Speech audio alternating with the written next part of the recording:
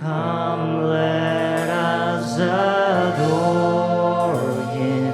Oh, come, let us adore Him. Oh, come, let us adore Him, Christ the Lord.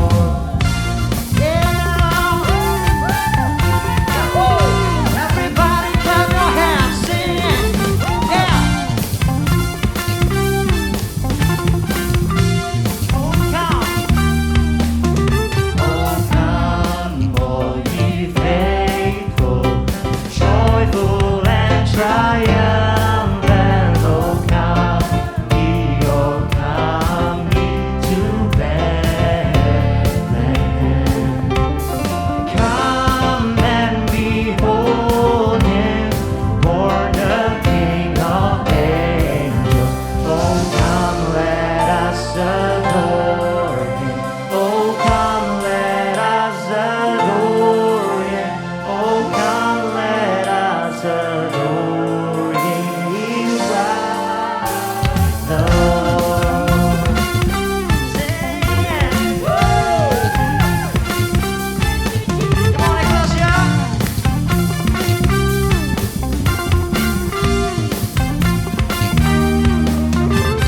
Sing, choirs of angels, sing in exaltation.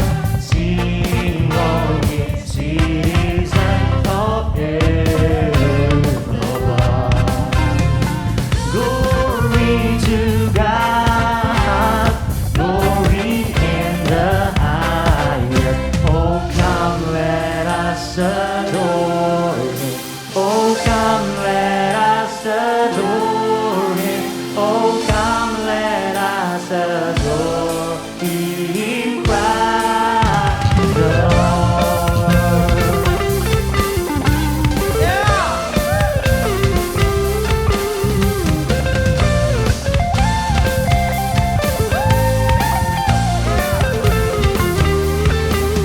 For He alone is worthy. For He alone is worthy. For He alone is worthy. He Christ the Lord will give you all the glory. We'll give you all the glory. We'll give you all the glory. He Christ the Lord.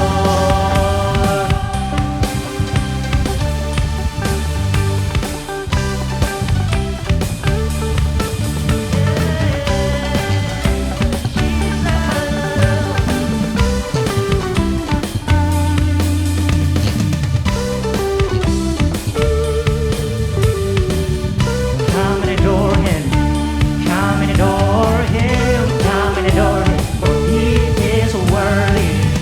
Come and adore Him, come and adore Him, come and adore Him, for He is worthy.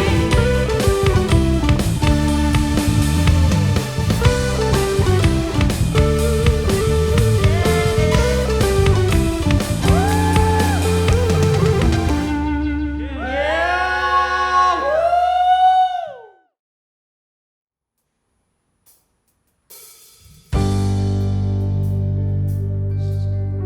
Thank you, Jesus. Thank you, Lord. Thank you, Jesus, for Thank you, all Jesus. things that you've done in my life. You're so faithful, Lord. You're so good to us.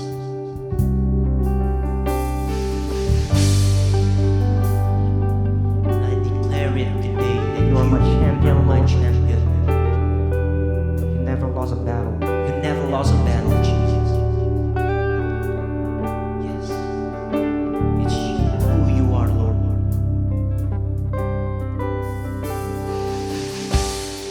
And I've tried so hard to see it. It took me so long to believe it, that you choose someone like me to carry your victory. Perfection could never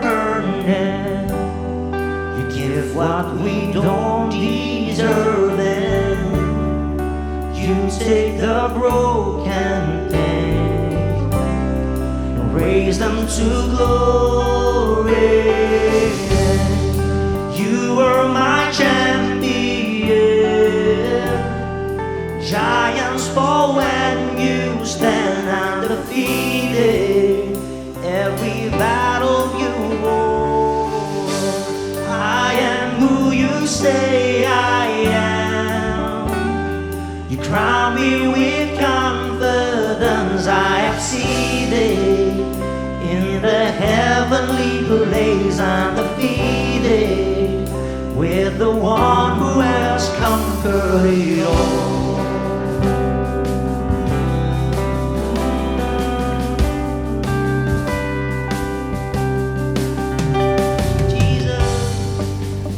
I can finally see it, teaching me how to receive it.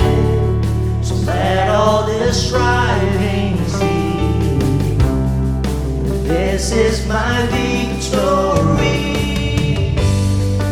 You are my champion. Giants fall when you stand undefeated. Every battle you won. I am who you say I am. You crown me with confidence. I am seated in the heavenly place.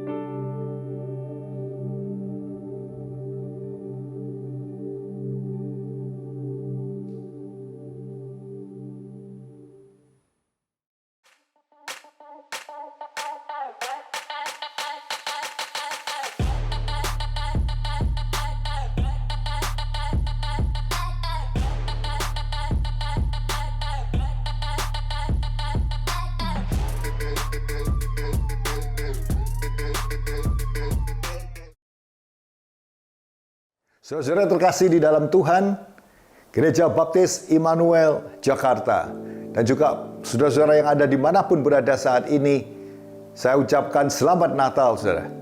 Kemarin kita baru memperingati hari kelahiran Tuhan kita, Tuhan Yesus Kristus. Pada kesempatan ini, saya akan berbagi firman Tuhan dengan tema kasih Allah sempurna, saudara.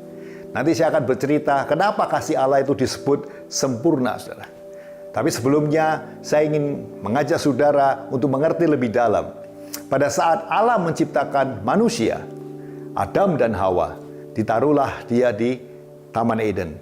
Tujuan apa, saudara? Allah menciptakan manusia. Diciptakannya manusia itu segambar dengan Tuhan. Segambar maksudnya apa, saudara? Sederajat dalam arti bisa diajak berkomunikasi. Kalau kita mengerti yang namanya binatang, binatang itu diciptakan tidak sederajat dengan manusia. Maka itu pengertiannya berbeda, komunikasinya terbatas. Tapi manusia diciptakan segambar dengan Allah supaya apa? Kita sebagai manusia bisa berhubungan dekat dengan Allah dan bisa berkomunikasi. Dan Allah tidak menciptakan manusia itu seperti robot, saudara. Maksudnya robot itu dia bisa mau seperti apa kita disetel gitu ya, kayak robot. Tapi kita diciptakan segambar dengan dia, punya pikiran, punya perasaan, sehingga punya kasih, punya berbagi dengan yang lain. Diciptakanlah mirip seperti punya perasaan seperti Tuhan, saudara. Nah, Allah punya tujuan itu kenapa, saudara? Supaya manusia itu bisa diajak ngomong, diajak berhubungan, saudara. Diajak berkomunikasi. Maka itu Tuhan berjalan di Taman Eden, saudara, di Taman Eden. Nah, dia mengajak Adam dan Hawa untuk bercakap-cakap. Tapi sampai suatu hari mereka ditipu oleh setan dan mereka jatuh di dalam ajakan setan itu, maka hubungan Tuhan dengan manusia itu terputus, saudara. Sehingga manusia itu diusirnya dari Taman Eden dan dia harus keluar menjadi ciptaan yang terbatas. Tapi kasih Allah tidak berubah, saudara. Karena apa? Tujuan utama dia menciptakan manusia adalah apa? Supaya manusia itu bisa diajak berkomunikasi, berhubungan. Bahkan di satu nas dikatakan, kamu bukan aku sebut hamba, tapi disebut apa? Sahabat.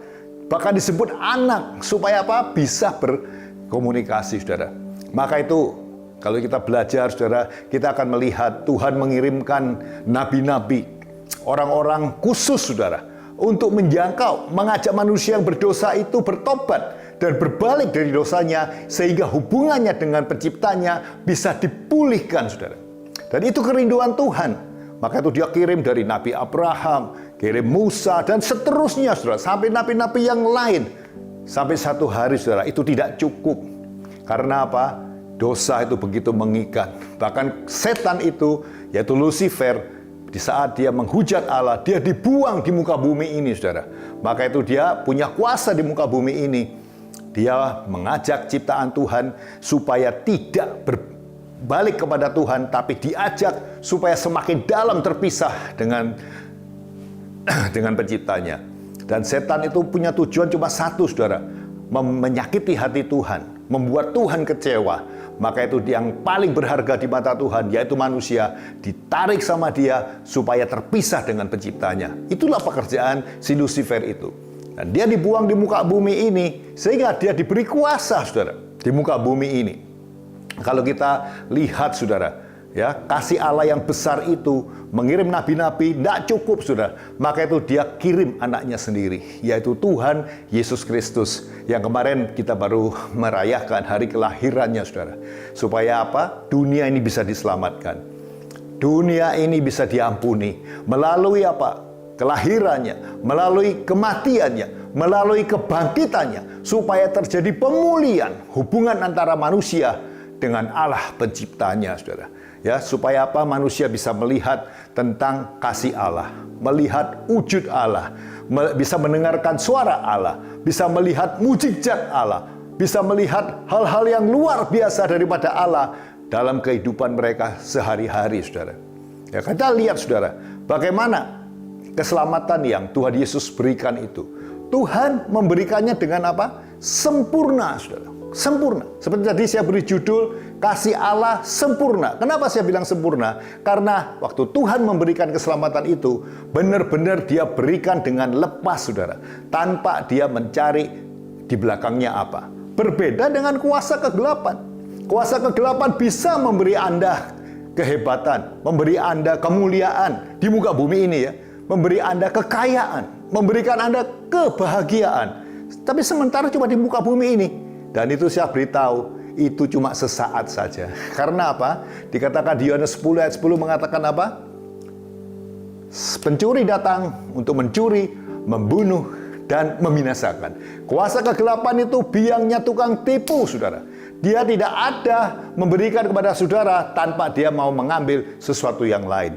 Maka itu banyak orang, saudara, mencari kekayaan, menyembah kuasa kegelapan. Dia bisa mendapatkan itu semua. Tetapi di belakang itu, dia pasti ujungnya apa? Dia mengambil jiwa dan menarik orang itu terpisah dengan penciptanya. Melalui penyakit, melalui kutukan, dan seterusnya. Nah, berbeda dengan Kristus. Kalau Kristus itu memberikan keselamatan, benar-benar apa? Holistik, saudara. Kamu bukan cuma diberikan keselamatan, kamu akan diberkati bukan hanya nanti, tapi bahkan pada saat kamu di muka bumi, kamu akan menjadi terang. Asal kita mengerti, saudara, berjalan, mengikuti jalan dan cara-cara yang diajarkan di dalam kehidupan kita. Mari kita baca firman Tuhan, saudara. Kita lihat satu firman Tuhan di Matius pasal 1 ayat 23. Matius 1:23 bunyinya demikian. Sesungguhnya anak darah itu akan mengandung dan melahirkan seorang anak laki-laki, dan mereka akan menamakan dia Immanuel, yang berarti Allah menyertai kita. Barang siapa yang percaya kepada Kristus tidak binasa, melainkan beroleh hidup yang kekal. Dimanapun dia berada, baik di dunia ini maupun lepas dari dunia ini, ada Immanuel, Allah menyertai kita. Dia yang menunjukkan hidupnya, mengajak kita berbicara, mengajak kita berkomunikasi. Maka itu setiap orang yang percaya kepada Tuhan, hidupnya berbeda, saudara. Damai sejahtera Tuhan, hadirat surgawi akan turun di dalam kehidupannya, di dalam mengarungi dunia yang semakin kelam ini. Tetapi setiap orang yang percaya kepada Tuhan, di dalam hidupnya ada aliran-aliran air yang hidup, saudara, yang akan membuat apa? Dia tidak dahaga, tapi penuh dengan sukacita. Berbeda, sekali lagi yang saya katakan tadi, dengan si pencuri itu. Dia bisa memberikan sementara saja. Dia bisa memberikan Anda kemuliaan, kekayaan, tapi ingat, di belakangnya ada sesuatu yang dia minta, saudara. Ini yang berbeda dengan kasih Allah yang sempurna itu. Banyak orang bilang kepada saya, lupa, kok bisa seperti itu? Iya, kita lihat aja di Lukas pasal 7. Kita lihat Lukas pasal 7. Pada saat itu ada perempuan berdosa dan dia bertobat. Tuhan Yesus bilang apa? Lukas 7 ayat 48. Lalu dia berkata kepada perempuan itu, dosamu sudah diampuni. Dan mereka yang duduk makan bersama dia berpikir di dalam hati mereka, siapakah dia ini sehingga dia dapat mengampuni dosa? Tetapi Yesus berkata kepada perempuan itu, imanmu telah menyelamatkan engkau. Pergilah dengan selamat, bayangin. Pergilah dengan selamat. Orang yang diselamatkan oleh Tuhan, Tuhan tidak bilang, kamu harus begini ya, ikut aku. Harus seperti tidak, kamu pergi dengan selamat. Dan banyak orang yang sakit, orang yang kerasukan setan, setelah dia pergi, ya dia pergi aja sudah gitu. Tapi Tuhan bilang apa? Banyak orang yang sudah diselamatkan, tetapi sedikit yang kembali kepada dia. Tapi Tuhan tidak pernah pusing, saudara. Karena apa? Keselamatan yang Tuhan berikan itu adalah keselamatan yang sempurna. Paling tidak, kalau Anda percaya kepada Tuhan, damai sejahtera Tuhan itu akan muncul dalam kehidupanmu. Ya, kita baca firman Tuhan lagi. Kita lihat supaya lebih jelas lagi Matius pasal 4, saudara. Matius pasal 4 ayat yang kedua, supaya memperjelas tentang kuasa kegelapan itu. Matius 4 ayat 2. Dan setelah berpuasa 40 hari dan 40 malam, akhirnya laparlah Yesus. Lalu datanglah si pencoba itu berkata kepadanya, jika engkau anak Allah, perintahkanlah supaya batu-batu ini menjadi roti. Tetapi Yesus menjawab, ada tertulis, manusia hidup bukan dari roti saja, tetapi dari setiap firman yang keluar dari mulut Allah. Ini pelajaran tersendiri, saudara ya. Jadi Tuhan jawabnya dengan apa? Ada tertulis, yaitu dengan firman Allah. Kalau kita belajar, saudara, firman Allah itu adalah pedang, saudara ya. Itu di kesempatan lain nanti saudara bisa mempelajarinya.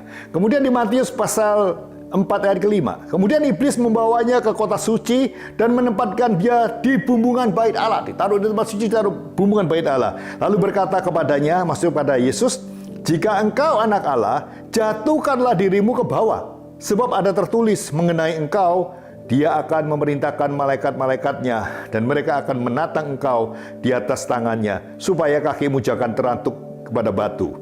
Yesus berkata kepadanya, "Ada pula tertulis, janganlah engkau mencobai Tuhan Allahmu." Ya, dengan firman dia katakan. Karena ayat 8, saudara.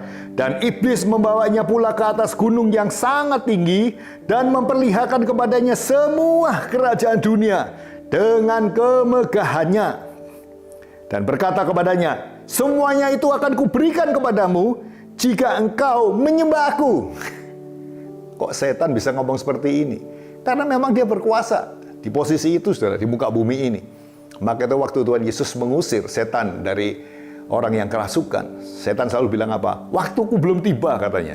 Sampai waktunya nanti dia akan dicabut dari muka bumi ini. Karena apa? Kunci kerajaan surga dan di bumi sudah ada di tangan Tuhan kita, Tuhan Yesus Kristus, pada saat dia mati di atas kayu salib, saudara. Ya, kita lihat ayat 18. Maka berkata Yesus kepadanya, "Enyalah iblis, sebab ada tertulis, engkau harus menyembah Tuhan Allahmu dan hanya kepada Dia sajalah engkau berbakti," saudara. Ya, jadi kita sebagai orang-orang yang percaya bersyukur karena keselamatan yang Tuhan berikan kepada kita adalah keselamatan yang sempurna, karena kasih Allah itu sempurna kepada kita semua, sehingga kita semua diselamatkan. Maka saudara, saya ingatkan kepada kita semuanya, jangan keselamatan itu disia-siakan, saudara. Kalau Anda menerima sesuatu yang baik, Anda harus memberitahu kepada orang-orang yang Anda temui dimanapun berada, supaya mereka juga bisa menikmati kasih Allah yang luar biasa itu. Saya tahu di antara saudara mungkin masih ada yang ragu-ragu, belum percaya kepada Tuhan. Pada kesempatan ini saya ingin mengajak saudara untuk mengangkat tangan. Taruh tangan kirimu di dadamu dan ikutin apa yang saya katakan, saudara. Supaya apa? Keselamatan dari Tuhan, salam Natal dari Tuhan, kelahiran Tuhan Yesus masuk di dalam kehidupan kita semua. Yang percaya saudara, mari yang mau terima Tuhan, angkat tangan saat ini, saya akan berdoa buat saudara.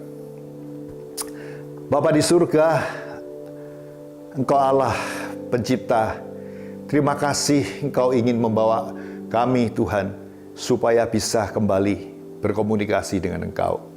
Engkaulah Tuhan, dan Engkau mau mati Tuhan, menebus aku orang yang berdosa ini. Ampuni aku Tuhan sebagai orang berdosa, dan saat ini Tuhan, aku membuka pintu hatiku untuk menerima Engkau masuk ke dalam diriku, menjadi juru selamatku, dan tinggal bersama dengan aku. Tuhan, terima kasih buat Roh Kudus yang akan menjagai dan menyertai di dalam kehidupanku, sehingga kemanapun aku pergi, terang-Mu selalu menyertai. Hari ini aku menerima Engkau sebagai juru selamat. Bekerjalah Tuhan dengan kehendak-Mu di dalam kehidupanku. Aku tahu Tuhan, kuasa surgawi turun atas kehidupanku. Terima kasih Tuhan untuk hari ini, atas kesempatan yang Kau berikan kepada kami. Terima kasih. Di dalam nama Yesus kami sudah berdoa. Tuhan Yesus memberkati kita semua. Bapak Ibu Saudara yang kasih Tuhan, kita sudah mendengarkan firman Tuhan. Ini saatnya kita meresponi kebenaran firman Tuhan. Kalau Bapak Ibu Saudara yang mau didoakan, silakan.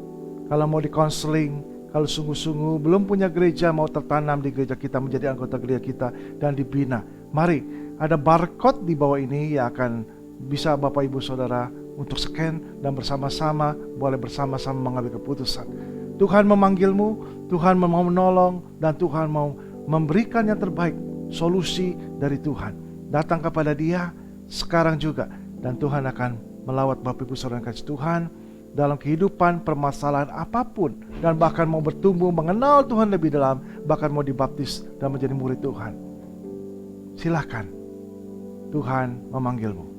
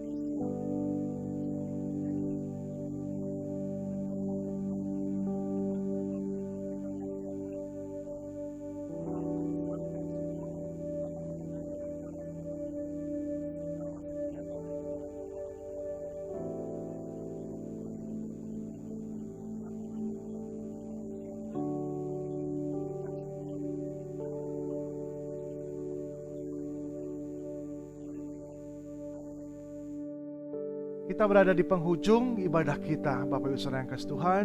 Mari kita arahkan hati kita kepada Tuhan. Persembahan sudah kita berikan, firman Tuhan sudah kita dengarkan, pujian kita sampaikan. Saatnya kita sungguh-sungguh diberkati Tuhan. Mari kita tutup kepala dan kita berdoa. Bapa, di dalam nama Yesus, di penghujung ibadah kami menyerahkan hidup kami. Dengan ucapan syukur penyertaan Tuhan dalam kehidupan kami. Kami percaya Tuhan, hari ini Engkau memberkati Bapak Ibu Saudara. Biarlah Tuhan memberkati Engkau. Tuhan menyinari Engkau dengan wajahnya, memberikan Engkau kasih karunia dan damai sejahtera mulai hari ini sampai Maranatha Kristus Yesus datang untuk kedua kali. Di dalam nama Tuhan Yesus kami berdoa, Yesus. Haleluya. Semua yang percaya katakan amin. Bapak Ibu Saudara yang kasih Tuhan, sampai bertemu lagi. Tuhan memberkati.